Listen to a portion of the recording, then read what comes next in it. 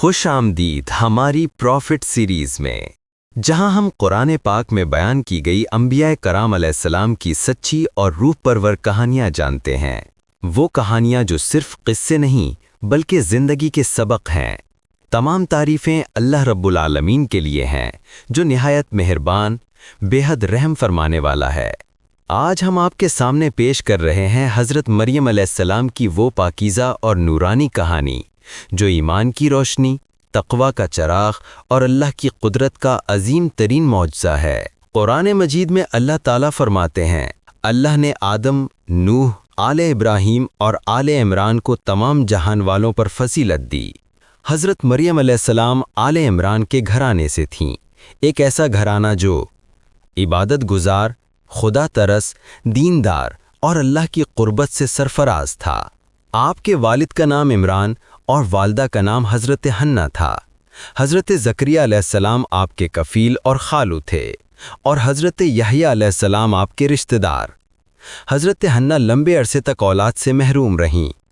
ایک دن انہوں نے ایک چڑیا کو اپنے بچوں کو دانہ کھلاتے دیکھا تو ان کے دل میں شدید خواہش جاگی کہ اللہ انہیں بھی اولاد عطا فرمائے۔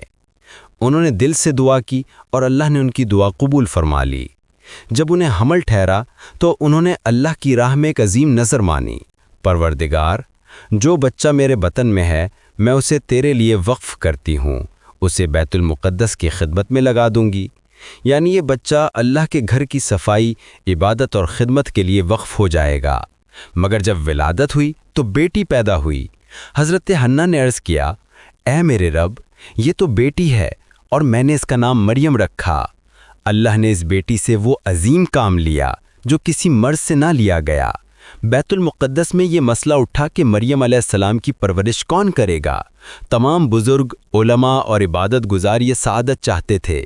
آخر یہ طے ہوا کہ سب اپنے اپنے قلم دریا میں ڈالیں گے، جس کا قلم بہاؤ کے خلاف رکے وہی مریم علیہ السلام کا کفیل بنے گا۔ اور پھر سب کے قلم پانی کے بہاؤ کے ساتھ بہہ گئے، مگر حضرت زکریا علیہ السلام کا قلم بہاؤ کے خلاف ٹھہر گیا۔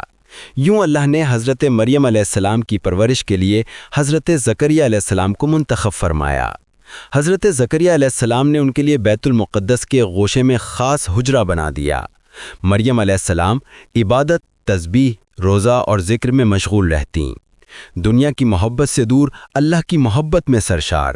وقت کے ساتھ حضرت مریم علیہ السلام کا ایمان، تقوی، حیا اور نورانیت بڑھتی گئی۔ قرآن بیان کرتا ہے، جب بھی حضرت زکریا علیہ السلام ان کے حجرے میں داخل ہوتے وہاں بے موسم پھل پاتے۔ جب پوچھتے، مریم یہ رزق کہاں سے آیا، تو وہ جواب دیتی، یہ اللہ کے پاس سے ہے۔ یہ حضرت مریم علیہ السلام کی پہلی عظیم کرامت تھی۔ فرشتوں نے ان سے خطاب کیا، اے مریم، اللہ نے تمہیں چن لیا، پاک کر دیا اور تمام عورتوں پر فضیلت عطا فرمائی۔ نبی کریم صلی اللہ علیہ وسلم نے فرمایا، دنیا کی تمام عورتوں میں افضل مریم بنت عمران، آسیہ، ختیجہ اور فاطمہ ہیں۔ یہ ہے وہ عظیم مقام جو اللہ نے حضرت مریم علیہ السلام کو عطا فرمایا۔ ایک دن حضرت مریم علیہ السلام اپنے گوشہ عبادت میں تنہا تھیں۔ یکایک ایک نورانی شخص وہاں ظاہر ہوا۔ وہ حضرت جبرائیل علیہ السلام تھے۔ مریم علیہ السلام گھبرا گئیں اور فرمایا، میں تجھ سے رحمان کی پناہ مانگتی ہوں اگر تو خدا سے ڈرتا ہے۔ جبرائیل علیہ السلام نے فرمایا، میں اللہ کا فرشتہ ہوں، میں اس لیے آیا ہوں کہ تمہیں ایک پاکیزہ بیٹے کی خوشخبری دوں۔ مریم علیہ السلام حیران رہ گئیں، میرے ہاں بچہ کیسے ہوگا؟ نہ مجھے کسی مرد نے چھوا، نہ میں بدکار ہوں۔ فرشتے نے فرمایا، اللہ کے لیے یہ بہت آسان ہے۔ اللہ کے حکم سے حضرت مریم علیہ السلام کے بطن میں ایک ایسا نبی قرار پایا جسے دنیا بغیر باپ کے دیکھے گی۔ یہ اللہ کی قدرت کا سب سے بڑا نشان تھا۔ مریم علیہ السلام حمل کے دوران عبادت، ذکر اور اللہ کے سہارے زندگی گزارتی رہیں۔ یہ ایک آزمائش بھی تھی اور اللہ کے معجزے کا ظہور بھی۔ جب ولادت کا وقت قریب آیا تو حضرت مریم علیہ السلام لوگوں سے دور صحرا کی طرف چلی گئیں۔ وہاں ایک کھجور کے درخت کے نیچے بیٹھ گئیں۔ درد کی شدت سے کہنے لگیں، کاش میں اس سے پہلے مر جاتی اور بھولی بسری ہو جاتی۔ اسی لمحے نیچے سے آواز آئی، غم نہ کرو، تمہارا رب تمہارے لیے ایک چشمہ جاری کر چکا ہے، اور حکم دیا گیا، درخت کے تنے کو ہلاؤ، تازہ کھجوریں گریں گی۔ یوں اللہ نے پانی، غذا اور تسلی سب کچھ عطا فرمایا۔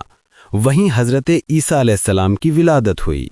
जब मरियम अलैहिस्सलाम बच्चे को लेकर अपनी कौम के पास आईं तो लोगों ने इल्ज़ामात, ताने और बहतान शुरू कर दिए। अल्लाह ने उन्हें हुक्म दिया था कि बात न करना, रोज़ा सुकून रखना।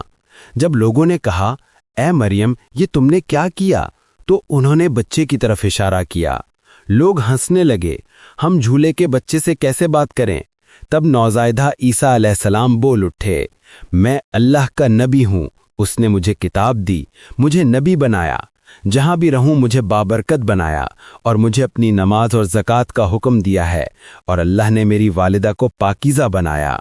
ये तारीख़ का वो लम्हा था जिसे पूरी दुनिया ने मौजज़ा माना। हज़रत मरियम अलैहिस्सलाम की पूरी ज़िंदगी ईमान, इबादत, हया, तक़वा, सब्र, पाकीज़गी और अल्लाह पर भरोसे का अजीम नमूना है।